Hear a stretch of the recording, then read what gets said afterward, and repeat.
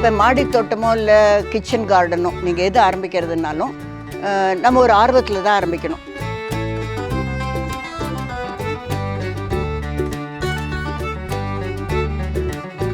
இதை போல் ஒரு வயிற்று ப்ராப்ளங்களுக்கு அருமருந்து எதுவுமே கிடையாது.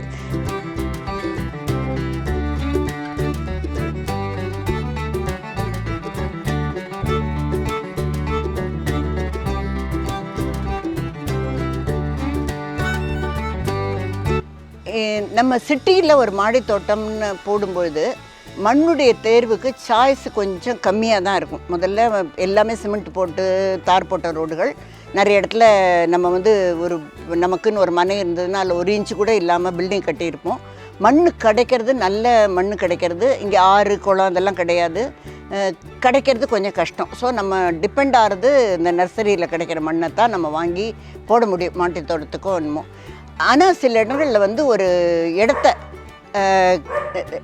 தோண்டும்போது ஒரு வாக்கியா தோண்டுறாங்க, காவா தோண்டுறாங்கன்னா அந்த இடத்துல மண் கிடைக்கும். பக்கத்தில் விவசாயம் இருக்கிற பூமி இருந்ததுன்னா அந்த இடத்துல மண் கிடைக்கும். அது கொஞ்சம் காஸ்ட்லியாக இருக்கும், இல்லைன்னா கொண்டு பண்ணலாம். எங்கேயாவது ரோடு வேலை நடக்கும்போது கூட மேலேருந்து ஒரு 4-5 அடிக்கு அப்புறம் இருக்கிற மண் நல்ல மண்ணாக இருக்கும். இந்த வேலையெல்லாம் நடக்கிறதுக்கு முன்னாடி உள்ள மண் நல்ல மண்ணாக இருக்கும். ஸோ அதை மாதிரி தேடி தேடி கொஞ்சம் மண் நம்ம கலவை பண்ணுறது கொஞ்சம் கஷ்டம்தான். சிட்டியில் பார்க்க போகிறதுனா கிராமம் மாதிரி ஈஸியாக நல்ல மண் கிடைக்கிறதுங்கிறது கொஞ்சம் கஷ்டம் மாடி தோட்டத்துக்கு. அதுக்கு ஒரே வழி நம்ம நர்சரி எல்லாம் டிபெண்ட் பண்ணுறது தான். இப்போ வீட்டில் நம்ம தோட்டம் வளர்க்குறோம் அப்படின்னா அத்தியாவசியமாக வளர்க்கக்கூடியதுன்னா இப்போ ஒரு சின்ன பாட்டு இருந்ததுன்னா வெந்தயம் போடலாம், கொத்தமல்லி போடலாம். இப்போ எங்கிட்ட சுண்டைக்காய் செடி இருக்குது. ஸோ டக்குன்னு ஒரு 10 பச்சை சுண்டைக்காய் எடுத்துகிட்டு போய்ட்டு ஒரு குழம்புல போடலாம். இந்த கடுகு போட்டு அதெல்லாம் பண்ணினீங்கன்னா அது கடுகு கீரை அதெல்லாம் கிடைக்கும். கீரை வகைகளை ஈஸியாக வீட்டில் வளர்க்கலாம். அப்புறம் இந்த துளசி, கற்பூரவல்லின்னு நமக்கு மருந்துக்கு கிடைக்கிற விஷயங்கள் எல்லாம் நிறைய கிடைக்கும். இடம் இருந்து நீங்கள் தொட்டியில் தான் வளர்க்க போகிறீங்க அப்படின்னு சொன்னாக்கா பேசிக்காக கத்திரிக்காய், வெண்டைக்காய் அந்த மாதிரி விஷயங்கள் எல்லாம் கொஞ்சம் சுலபமாகவும் வளர்க்க முடியும். அண்ட் அதில் எக்கச்சக்க வெரைட்டி இருக்கும். இப்போ வெண்டைக்காயிலே இன்றைக்கி ஒரு 4-5 வெரைட்டி வளர்த்து பார்க்கலாம். ஒரு 2-3 பேர் இருக்கிற குடும்பத்துக்கு ஒரு 5 செடி 6 செடி நல்லா வளர்த்திங்கன்னா 5-6 செடி கூட போகும். வெரைட்டிக்கு ஒரு 5-6 செடி வச்சுக்கலாம். கத்திரிக்காய், வெண்டைக்காய், மிளகா, இன்ஃபேக்ட் நீங்கள் இந்த பீன்ஸ் எல்லாம் கூட உங்கள் வீட்டுக்கிட்ட ஒரு இந்த பச்சை பந்தல்னு சொல்கிறோம் இல்லையா, அந்த மாதிரி போட்டோன்னா ரொம்ப வெயில் அடிக்காமல் வளர்த்தானாக்கா பீன்ஸ் வெரைட்டி எல்லாம் கூட வளர்க்கலாம். எல்லாத்த விட என்ன சஜஷன் கேட்டிங்கன்னா நான் பூச்செடிகள் நிறைய வைக்கலான்னு சொல்லுவேன். ஏன்னா அந்த பூச்செடிகள் பூவெல்லாம் பார்க்கும்போது நமக்கு ரொம்ப சந்தோஷம் வரும். ஓரளவுக்கு மெயின்டெனன்ஸும் காயை விட சுலபம். அதனால் அதுக்கு நல்ல உரம் போட்டு அளவாக தண்ணி விட்டுட்டு வந்திருந்தானாக்கா, ஆனால் அதுக்கும் தொடர்ந்து பண்ணணும். அப்புறம் நீங்கள் ஒரு விஷயம் நான் தெளிவாக சொல்கிறேன், இன்ட்ரெஸ்டிங்கான விஷயம் என்ன சொல்கிறேன்னா, நீங்கள் வீட்டில் என்ன காய்கறி வாங்குறீங்களோ, ஒரு சேனக்கிழங்கு கறி பண்ண போகிறீங்கன்னா அதுலேருந்து ஒரு துண்டை கட் பண்ணி ஒரு தொட்டியில் நடுங்க. உருளைக்கிழங்கு சிலசுமே நீங்கள் கடையில் வாங்கினீங்கன்னா அது முளைச்சிரும், அதை கொண்டு வைங்க, அது முளைக்கும். அப்புறம் நீங்கள் வெங்காயம் ரொம்ப மலிவாக சீசன் கிடைக்கும்போது ஒரு 10-15 வெங்காயத்தை ஒரு நாள் தண்ணியில் ஊற போட்டுட்டு கொண்டு வைங்க, அதெல்லாம் முளைக்கும். உங்களுக்கு அந்த வெங்காயத்தாள் கிடைக்கும். வெங்காயமும் நீங்கள் அது லூஸான மண்ணில் போட்டிங்கன்னா வெங்காயமும் கிடைக்கும். வெங்காயத்தாளுங்கிறதெல்லாம் நம்ம தேடிட்டு போய் வாங்க வேண்டிய சாமான்கள். ஸோ இதெல்லாம் இந்த 10-20-30 தொட்டியில் இருக்கும்போது பண்ணலாம். இல்லை இன்னும் கொஞ்சம் நிறைய இடம் இருக்குது, நம்மளால் வளர்க்க முடியும் அப்படின்னா சின்னதாக அந்த தொட்டிக்குள்ளேயே வளர்கிற மரங்கள் எல்லாம் இப்போ கிடைக்கிது நர்சரியில். என் பையன் வீட்டில் இருக்குது, ஒரு 3 அடியிலே இருக்கிறதுல 10-20 சப்போட்டா காய்க்கும், கொய்யா காய்க்கும். அந்த மாதிரி வெரைட்டி எங்கே கிடைக்கிறதுன்னு சில நர்சரியில் தான் அது கிடைக்கும். அதை வளர்க்குறதுக்கும் சில ரூல்ஸ் இருக்கும். நம்ம சாதாரண மரம் மாதிரி அது ஈஸியாக விட முடியாது, அப்பப்போ ப்ரூன் பண்ணிகிட்டு இருக்கணும். அந்த மாதிரி பழங்கள் வச்சு பழமரங்கள் வைக்கலாம். இல்லை உங்களுக்கு நிறைய ஓப்பன் ஸ்பேஸ் கொஞ்சம் இருக்குது அப்படின்னா வாழை வளர்க்கலாம், ஈஸியாக வளர்க்கலாம். சீத்தாப்பழ மரம் ஈஸியாக வளரும், கொய்யா மரம் வளரலாம். இது எல்லாமே ஒரு தோப்பில் வளர வேண்டிய மரங்கிறதுனால அப்பப்போ நீங்கள் அதை ஒரு அளவோடு கட் பண்ணி மெயின்டைன் பண்ணணும். என்னுடைய கருவேப்பிலை அதெல்லாம் நிச்சயமாக நம்ம ஈஸியாக வளர்க்கலாம். ஒரு செடி வச்சிட்டிங்கனாலே அது அப்படியே படர்ந்துட்டு போகும், அந்த மாதிரி இருக்கும். First suggestion flowers. அப்போ சுவாமிக்கு போட்ட மாதிரியே இருக்கும். அந்த மல்லி செடியெல்லாம் கவனமாக வளர்த்தோம்னா நமக்கு பூ வாங்குகிற செலவெல்லாம் மிச்சமாக இருக்கும். ஒரு நல்ல வாசனை இருக்கும். சாயங்காலத்தில் நீங்கள் போனீங்கன்னா பவழமல்லி கூட ஈஸியாக வளர்ந்துடும் மரம். ஆனால் அது தண்ணி தேங்காத இடத்துல வளர்க்கணும், இல்லைன்னா அது வாடி போயிடும். ஸோ இஞ்சி நீங்கள் வாங்கினீங்கன்னா அதை ஒன்று கொண்டு வந்து நட்டு வைக்கலாம், பூண்டு நட்டு வைக்கலாம். இந்த வீட்டில் சேப்பங்கிழங்கு வாங்கும்போது கூட அதை தொட்டில் நட்டிங்கன்னா அது கொஞ்சம் லூஸான மண் இருந்ததுன்னா சேப்பங்கிழங்கு ஒரு கொத்தில் இவ்வளோ கிடைக்கும். இன்ஃபேக்ட் எல்லாத்துக்கும் மேலே மஞ்சள் வளர்க்கலாம்.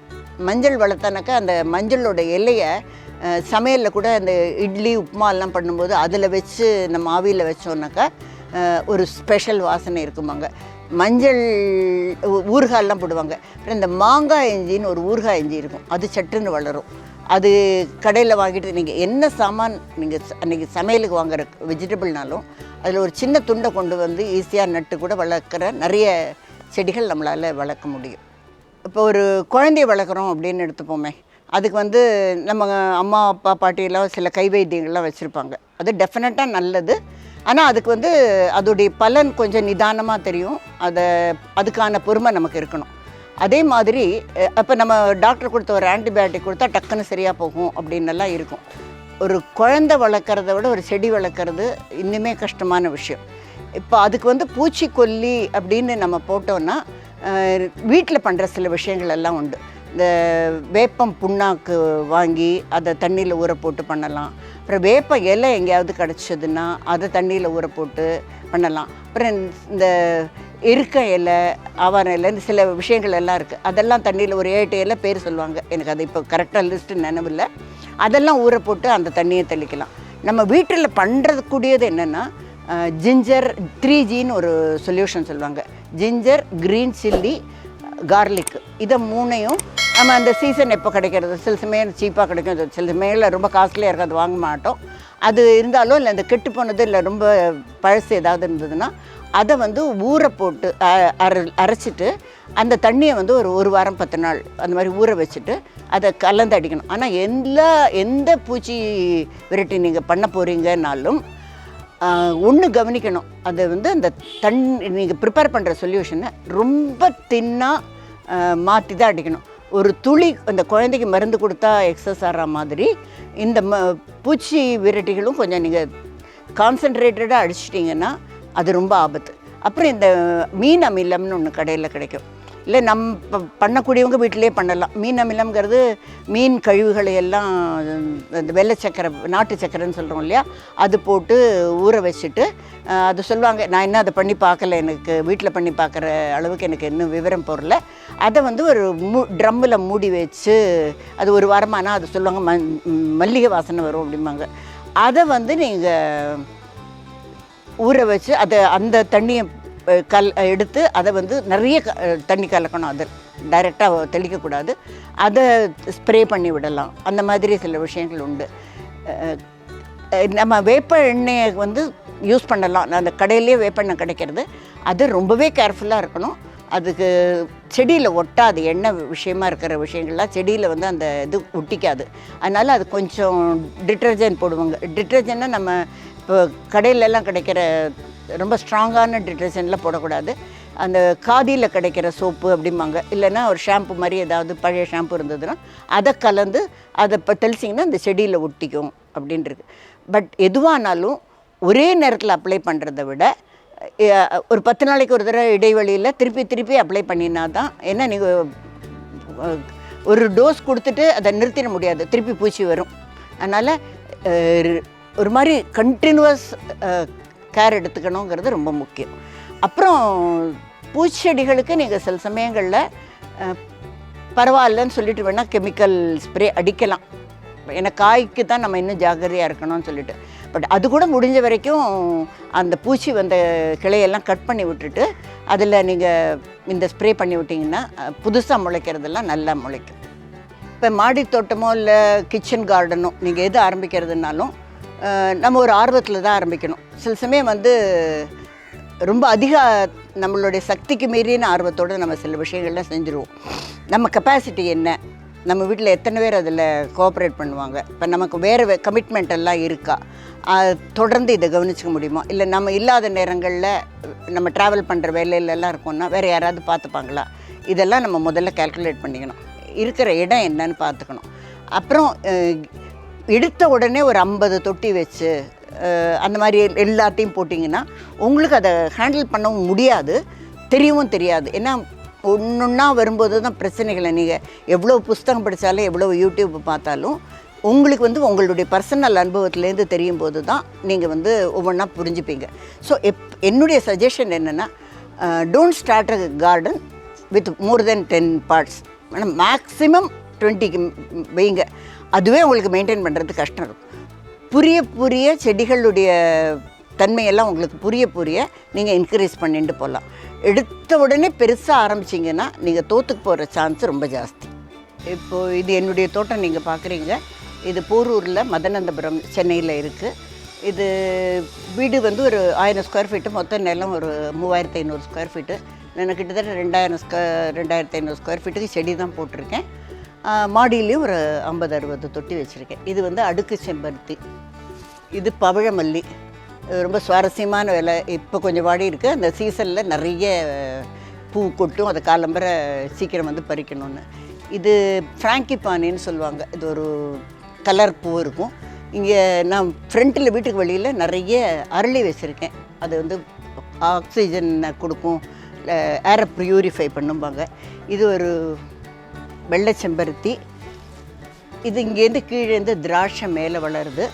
இங்கே சின்ன சின்ன செடிகள் எல்லாம் வச்சுருக்கேன், வெரைட்டியாக. இது சங்கு புஷ்பம். வீட்டுக்கு முன்னாடி ஒரு 4-5 அரளி வச்சுருக்கேன், ஆக்சிஜனுக்காக நொட்டுன்னு. அடுக்கு இருக்குது, ஒத்தை இருக்குது, எல்லாம் வெள்ளை இருக்குது. இங்கே இந்த எக்ஸ்னோராமாங்கல்ல அடுக்கு இப்போ கொஞ்சம் ட்ரிம் பண்ணி விட்டுருக்கேன். இது இங்கேருந்து ஒரு முல்லை மேலே போகுது, மாடியில் நிறைய பறிக்க முடியும். செம்பருத்தி, இதெல்லாம் சின்னது எங்கெல்லாம் செடி கிடைக்கிறதோ அதெல்லாம் நான் கொண்டு வந்து நட்டுப்பேன். இது வந்து இந்த கல்வாழைன்னு சொல்லுவாங்க. இதில் 2-3 கலர் வச்சுருக்கேன். மஞ்சள் ஆரஞ்சு, மஞ்சளில் ஆரஞ்சு, ஆரஞ்சில் மஞ்சள், அப்படிலாம் காம்பினேஷன் வச்சுருக்கேன். இது பாரிஜாதம் சொல்லுவாங்க இல்லையா, இந்த ரோஸ் மாதிரி, செண்டு ரோஸ் மாதிரி பூக்கும். இது எலுமிச்சை. இதுக்கு முன்னாடி ஒரு எலுமிச்சை கொஞ்சம் அஃபெக்ட் ஆகிடுது, இது வந்திருக்கு. இதெல்லாம் தொட்டியில் எங்கெங்கெல்லாம் செடி கிடைக்கிறதோ நான் கொண்டு வந்து நடுறது. இது ஒரு லைட் கலர் அரளி, ஆஃப் ஒயிட் க்ரீம் கலரில் இருக்கும். மல்லி, துளசி, சந்தன மல்லி அப்படிம்பாங்க, சந்தன முல்லைம்பாங்க சில பேர். இது இங்கே போகுது. இது இங்கேருந்து இந்த செடி வந்து ஃபுல்லாக, இந்த செடி ஃபுல்லாக இங்கே இது ஒரு சின்ன 20 ரூபாய்க்கு வாங்கி வச்ச கிரேப்ஸு செடி மேலே போகுது. அந்த நம்ம பன்னீர் திராட்சை சொல்கிறோம் இல்லையா, அது. இங்கே 2-3 ரோஸ் வச்சுருக்கேன். இப்போ வெயில் வந்ததுனால இதெல்லாம் கொஞ்சம் அஃபெக்டாக இருக்குது. இது பாரிஜாதம். இது கொய்யா, கொஞ்சம் ப்ரூன் பண்ணியிருக்கேன், ரொம்ப ஓவராக வளர்ந்து கொடுத்துன்ட்டு. இது பன்னீர் ரோஸ். இந்த மூக்கு பார்க்கலாம், அது என்ன பறிச்சு விடுறது. இது ஒரு செம்பருத்தி, இந்த ஒன்றுக்குள்ளே ஒன்று தொங்குற மாதிரி குஞ்சலம் மாதிரி வர செம்பருத்தி. இது ஒரு வாழை வகை, ஆனால் காயெல்லாம் கிடையாது, அலங்கார பூ தான் இது. இது இப்படி தான் மொக்கு ஆரம்பிக்கும், அப்படி சரம் மாதிரி வரும். இது இங்கே சவுச்சவ் வளர்ந்துருக்கு. வாங்கின உருளைக்கிழங்கு முளைக்கட்டித்துன்னு சொல்லிட்டு அதில் கொண்டு நட்டது தானே முளைச்சிருக்கு.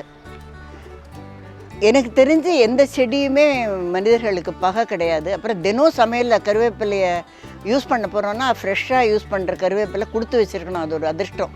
அது வீட்டுக்குள்ளே வளர்க்கக்கூடாதுன்னு யார் சொல்கிறாங்க, ஏன் சொல்கிறாங்கன்னு எனக்கு புரியல. என்னை பொறுத்த வரைக்கும் அது தவறான கருத்து. இது சீத்தாப்பழம். இது வந்து வெள்ளையில் ஒரு பூ பூக்கும், வாசனை இல்லை. இந்த இலையை பார்த்தா வித்தியாசமாக இருக்குது பார்த்தீங்களா, இங்கே இருக்கு. அது வாசனை இல்லாத பூ. இங்கே நீங்கள் இது பாரு, மணத்தக்காளி. 2-3 செடி வச்சுருக்கேன். இது எவ்வளோ விதை விட்டுருக்கு, எவ்வளோ பூ காய் வச்சுருக்கு. மணத்தக்காளி கீரை.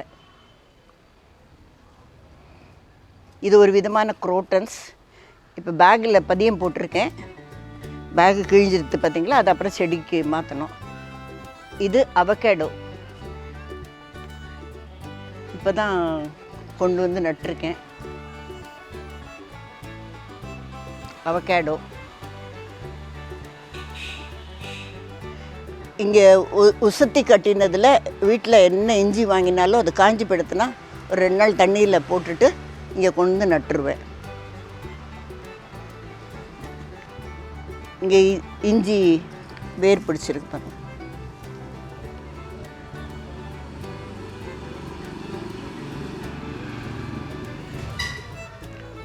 இது ஸ்டார் ஃப்ரூட்டு. இது ஸ்டார் ஃப்ரூட்டு.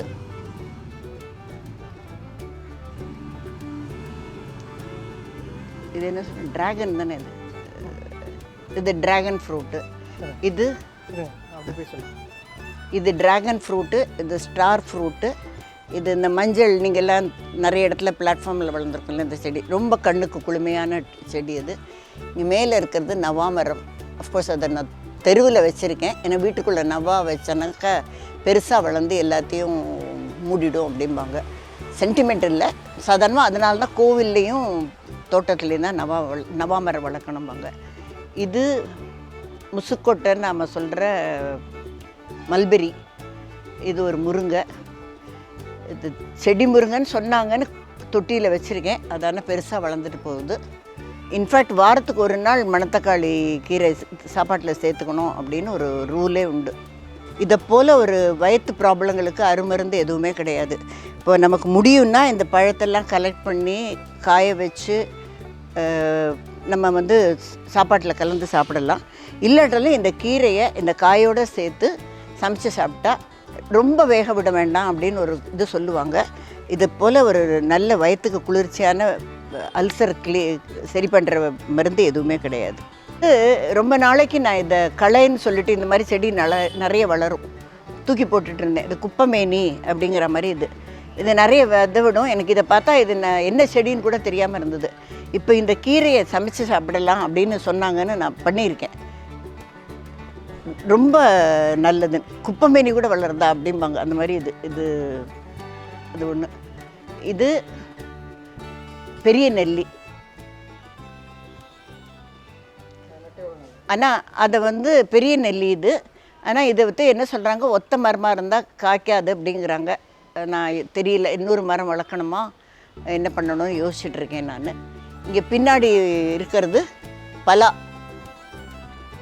பலாலாம் இந்த மாதிரி சின்ன தோட்டத்தில் வளர்க்குறது கொஞ்சம் கஷ்டம்தான். பாப்பம் வளர்த்து ப்ரூன் பண்ணி வளர்க்கலாம் அப்படின்னு நினச்சிட்டு இருக்கேன். இது ஒரு செம்பருத்தி. இங்கே ஒரு எலுமிச்சை மரம் இருக்குது. இன்ஃபேக்ட் இந்த எலுமிச்சை மரம் நிறைய தடவை நான் கட் பண்ணி அது வளர்கிறதுனால அது பிடிவாதமாக வளருது. அதுக்கு பின்னாடி நீங்கள் பார்க்குறது பப்பையா. நீங்கள் பார்க்கல, ஒரு 10-15 காய் இருக்குது. இன்ஃபேக்ட் ஒரு வாரமாக எனக்கு தினம் ஒரு காய் தானே பழுத்து ரெடி ஆகிடுது. தினம் பப்பாளி சாப்பிட்றது ஒரு 4 பீஸாவது 5 பீஸாவது சாப்பிடணும், விட்டமின் ஏக்கு அப்படின்னு சொல்லுவாங்க. இது இந்த சாமந்திங்கிற மாதிரி செடி. இது வந்து ஒரு மற்ற காய் செடிக்கு நடுவில் அந்த பாத்தியில் 2-3 செடி வளர்த்து விட்டானாக்கா பூச்சி தொந்தரவு கம்மியாக இருக்கும் அப்படின்னு ஒன்று உண்டு. இது ஒரு தக்காளி, நாட்டு தக்காளி. இங்கே நான் கத்திரிக்காய் வச்சுருக்கேன், பச்சை கத்திரிக்காய். இது இன்னும் ஆரம்பிக்கல. இங்கே ஒரு பாத்தி,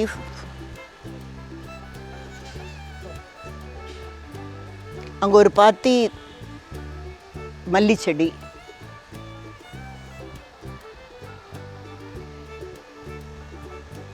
எனக்கு ரொம்ப பிடிச்ச விஷயம், இன்றைக்கி ஒரு வத்த குழம்பு பண்ணுறோன்னா அங்கேருந்து வந்து பச்சை சுண்டைக்காய் எடுத்துகிட்டு போயிட்டு அதை போட்டு பண்ணுறதுல எனக்கு ரொம்ப சந்தோஷம், பெருமை. அப்புறம் இங்கேருந்து ஒன்று போகுது. இதுவும் நித்தியமல்லி, முல்லை ரெண்டும் போகிறது. அது மேலே பந்தலில் ஏற்றி விட்டுருக்கேன். இது நீங்கள் எவ்வளோ பேர் பார்த்துருப்பீங்கன்னு தெரியாது. இது பேர் சிறகு அவரை. ஒரு அவரை வந்து 1 அடிக்கு மேலே இருக்குது பாருங்கள்.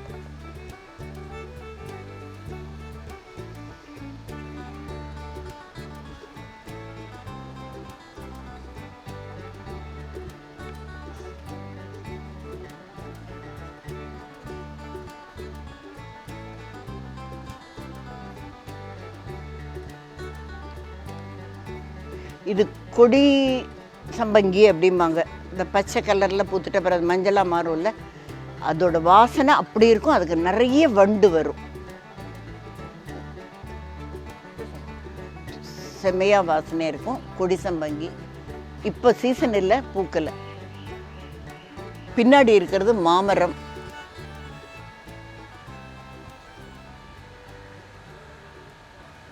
அதுக்கு பின்னாடி இங்கே ஒரு கொய்யா இருக்குது, ஒரு கொய்யா. இது வந்து இளநீர் தென்னை, மஞ்சள் இளநீர்பாங்க இல்லையா, அது இந்த தென்னை.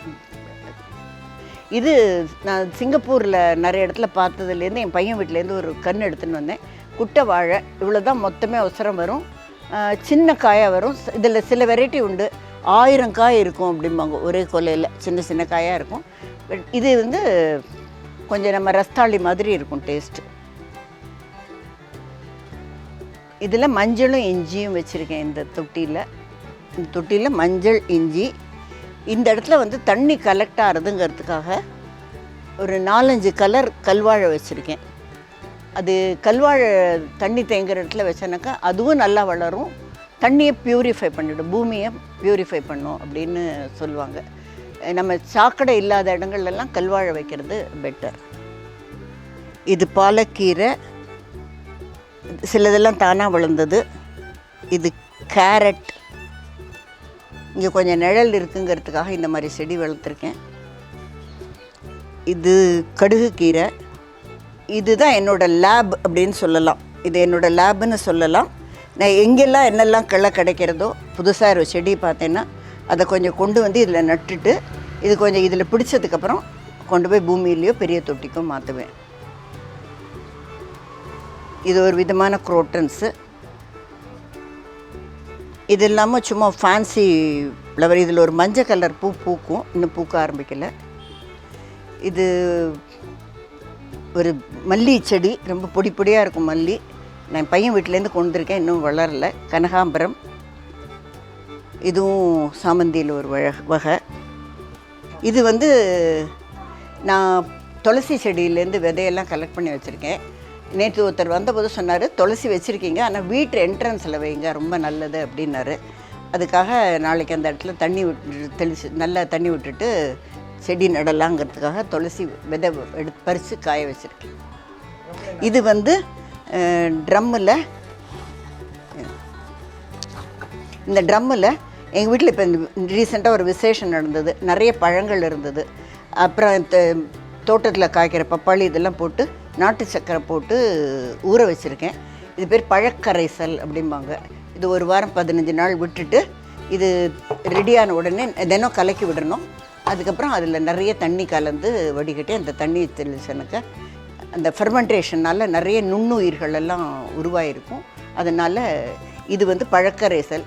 இன்னொன்று ஒன்று வந்து தேமோர் கரைசல்னு ஒன்று சொல்லுவாங்க. அது எப்படின்னா, தேங்காயை பால் எடுத்து பண்ணலாம், இல்லை தேங்காயை அரைச்சி அதில் நல்ல புளிச்ச தயிரை கலந்து விட்டுட்டு அதுவும் அதே மாதிரி ஒரு வாரம் 10 நாள் ஃபெர்மெண்ட் ஆக வச்சுட்டு அதுலேயும் நிறைய நுண்ணுயிர்கள் இருக்கும். அதுக்கும் ஆனால் 1க்கு 10 பங்கு 15 பங்கு தண்ணி விடணும். அந்த மாதிரி தண்ணி விட்டு அந்த செடிக்கெல்லாம் வேரில் ஊற்றலாம், இல்லை தெளித்து விடலாம்.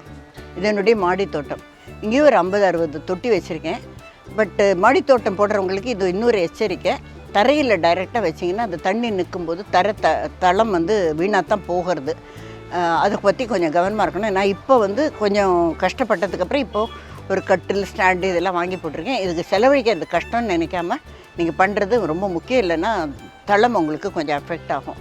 இப்போ இதில் வந்து தக்காளி, கடலை, பீட்ரூட்டு, இது ஒரு பயறு, அப்புறம் அந்த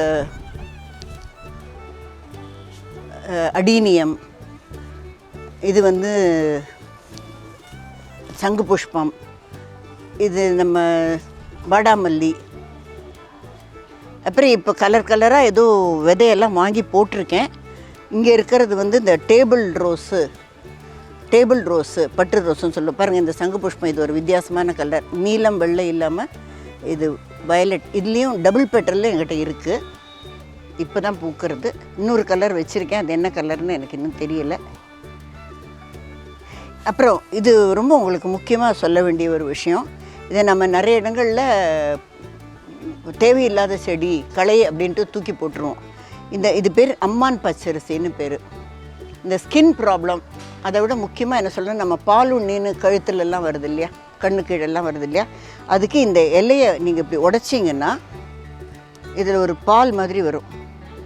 இது தேய்ச்சி அப்ளை பண்ணினானாக்கா கண்டிப்பாக பலன் இருக்கும். பால் உண்ணி நாளடைவில் ஒரு நாள் 2 நாளில் விழுந்துடாது. ஒரு 10-15 நாளைக்கு நீங்கள் தொடர்ந்து இதை அப்ளை பண்ணினீங்கன்னா இது கண்டிப்பாக பால் உண்ணி விழுந்துடும். எனக்கு 2 தடவை அது நடந்திருக்கு. அதை நான் தெளிவாக சொல்லுவேன். இது துளசி, கருப்பு, கிட்டத்தட்ட கருப்பு கலருக்கு மாறுற ஒரு ரோஸ். வாசனை கிடையாது, ஆனால் அந்த டபுள் கலர் வேறு இருக்கும். ஒரு சிலதில் மஞ்சள் காம்பினேஷன், ஒரு சிலதில் வெள்ளை காம்பினேஷன் இருக்கும். கொஞ்சம் கவனமாக பார்த்துக்க வேண்டிய செடி. இது ஒரு செம்பருத்தி, இப்போ கொஞ்சம் அஃபெக்ட் ஆகிருக்கு. இது துளசி, இது காலிஃப்ளவர்.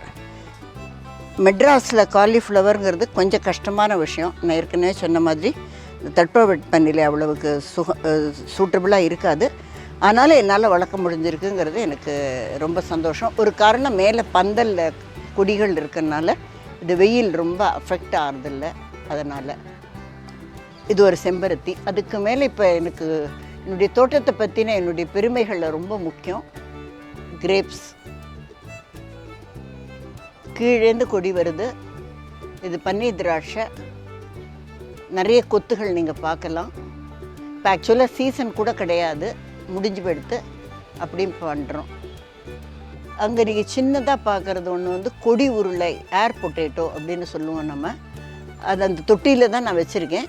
அது கீழே வந்து சேனை மாதிரி ஒரு தாய்க்கிழங்கு இருக்கும். அதை தவிர கொடியில் வந்து சில இடங்களில் காய்க்கும். கிட்டத்தட்ட உருளைக்கிழங்கு மாதிரி அதை நம்ம கறி பண்ணலாம். ரொம்ப டேஸ்டியாக இருக்கும். தோல் ரொம்ப சிம்பிளாக சீக்கிரம் அப்படி இந்த கேரட் துருவுற மாதிரி எடுத்துடலாம்.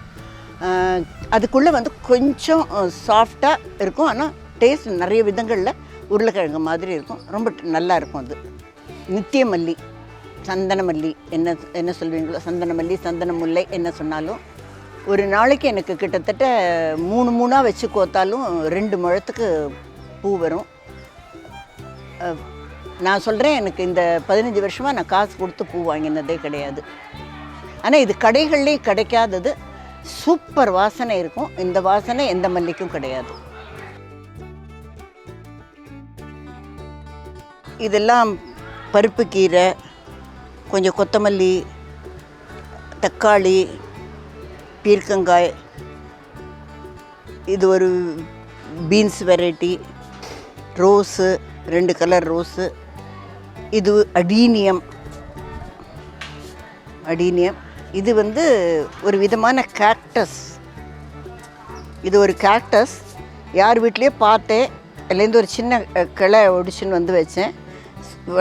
அழகாக வளர்றது. இது எனக்கு ரொம்ப பிடிச்ச செடி. இது ஒரு சுவாரஸ்யமான விஷயம் பார்த்திங்கன்னா தெரியும். கருப்பு தக்காளி, அது அப்புறம் லேசாக இந்த மாதிரி சிவப்பாக மாறும். கருப்பு தக்காளி இது சிவப்பாக மாறும். இது ஏதோ ஒரு ஆன்லைன் ஸ்டோரில் பார்த்துட்டு நான் வாங்கி வச்சுருக்கேன். இது கோழிக்கொண்டை. இதெல்லாம் தானாக முளைச்ச தக்காளின்னு கூட சொல்லலாம். இது மூக்குத்தி அவரை. இது ஒரு பெரிய செடி கீழே இருக்குது. இது தொட்டியில் வளர்கிறதுனால ஒரு அளவு தான் வளருது. இது அந்த கருப்பு தக்காளியோட நிறைய காய் இருக்குதுல்ல, கொஞ்சம் இளஞ்செடி. இதுவும் சிறகவரை தான். இதுவும் அதே தக்காளி தான், சிறகவரை.